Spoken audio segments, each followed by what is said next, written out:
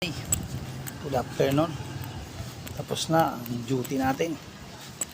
Pahinga naman. Kaya uwi na tayo para makapagpahinga. At bukas pupunta tayo sa nagbigay ng sponsor sa atin.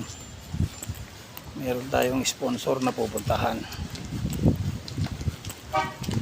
Papaderma tayo kasi inisponsoran tayo, kailangan daw maalis kasi pag hindi maalis yung dadami.